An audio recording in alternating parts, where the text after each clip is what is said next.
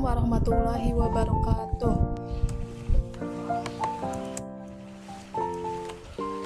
Kami dari kelompok 5 dengan anggota Ida Hulwiyah, Muhammad Al-Farizi, Nia Ayu Wulandari, Diah Ayu Novitasari, Imelda Putri Aulia, dan Sri Wulandari akan menjelaskan tentang anggaran tenaga kerja langsung.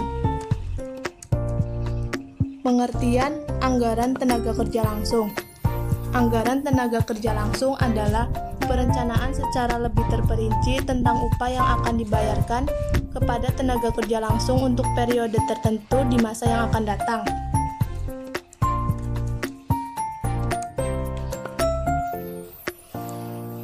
Jenis tenaga kerja.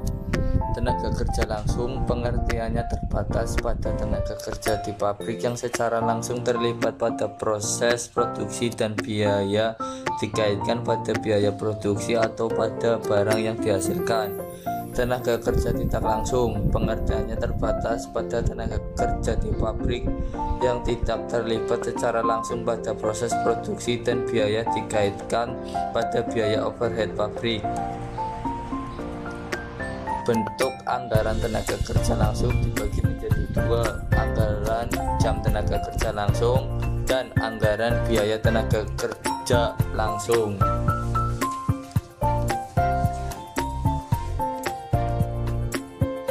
Fungsi anggaran tenaga kerja langsung. Yang pertama, penggunaan tenaga kerja lebih efisien.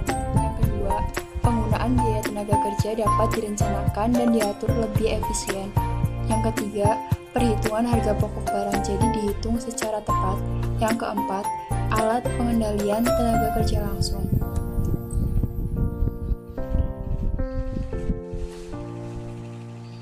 Selanjutnya, pendekatan anggaran tenaga kerja langsung.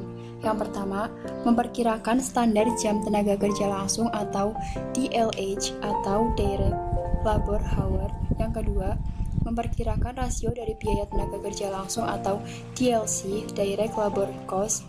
Yang ketiga, membuat daftar tenaga kerja menurut kebutuhan jumlah tenaga kerja langsung di setiap pusat tanggung jawab atau manning table.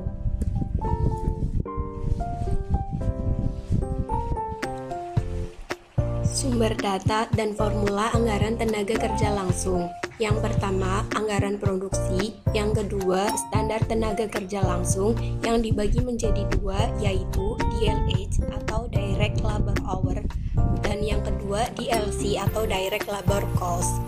Kemudian formula pemakaian jam TKL sama dengan jumlah yang diproduksi dikali DLH. Biaya TKL sama dengan pemakaian jam TKL dikali DLC.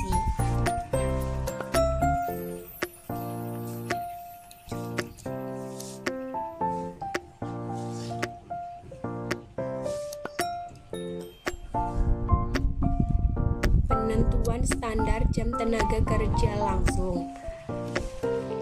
Yang pertama, studi gerak dan waktu. Jika biasanya dilakukan oleh bagian teknik dengan membuat analisis pekerjaan apa yang dibutuhkan untuk menyelesaikan suatu produk. Yang kedua, biaya standar. Jika sistem biaya standar telah diterapkan, biasanya telah dihitung pula jumlah kebutuhan jam kerja langsung untuk setiap unit produk. Yang ketiga, estimasi langsung ke supervisor. Dilakukan dengan cara menanyakan langsung kepada setiap supervisor departemen produksi. Yang keempat, estimasi dengan statistik. Rasio antar jam kerja langsung dengan jumlah output dihitung dan kemudian disesuaikan dengan rencana perubahan dalam departemen yang bersangkutan. Saya Ida Hulwiyah dan saya Diah Ayu Novitasari akan menjelaskan tentang kasus perhitungan. Berikut ini adalah kasusnya.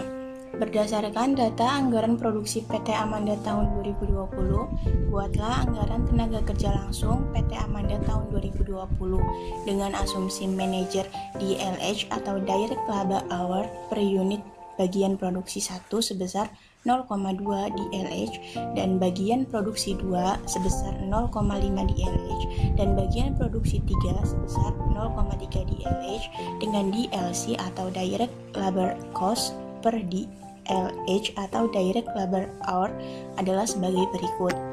DLC per DLH.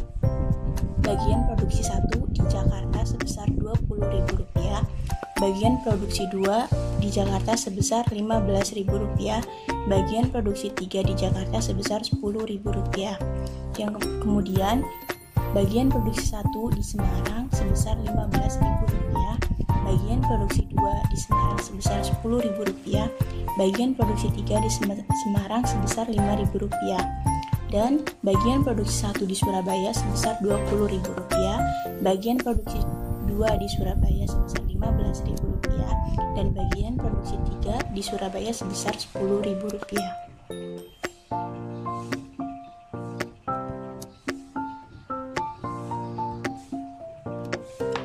Berikut adalah lembar jawaban anggaran biaya kerja tenaga langsung tahun 2020.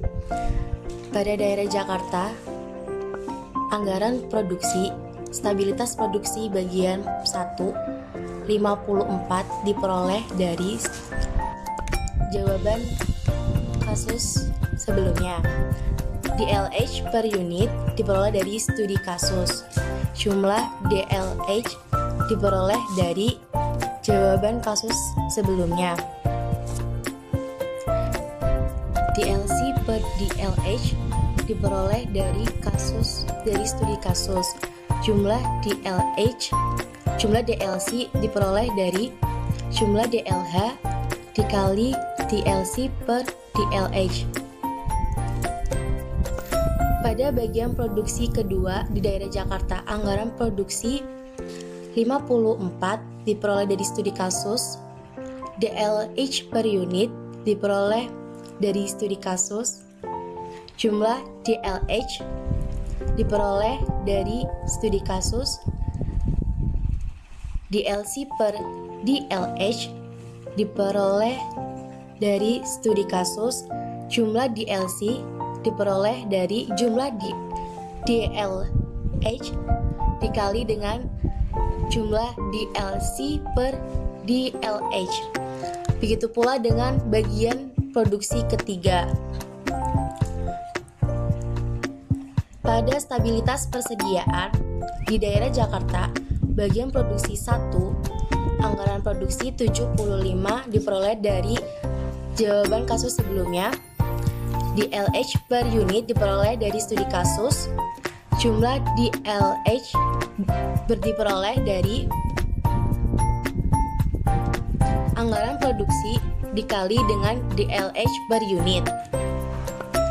DLC per DLH diperoleh dari studi kasus, dan jumlah DLC diperoleh dari jumlah DLH dikali DLC per DLH. Pada bagian produksi kedua, anggaran produksi 75 diperoleh dari jawaban kasus sebelumnya. DLH per unit diperoleh dari studi kasus. Jumlah DLH diperoleh dari anggaran produksi dikali dengan DLH per unit. DLC per DLH diperoleh dari studi kasus. Jumlah DLC diperoleh dari jumlah DLH dikali DLC per DLH. Begitu pula dengan perhitungan di bagian produksi ketiga. Pada daerah Semarang dan Surabaya, perhitungannya sama dengan di daerah Jakarta.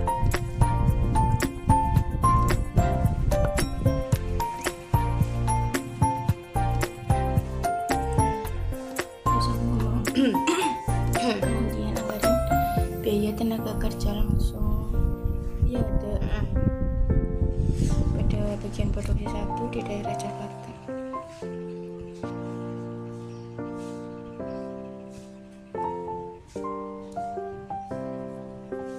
Ini Dek. Dek.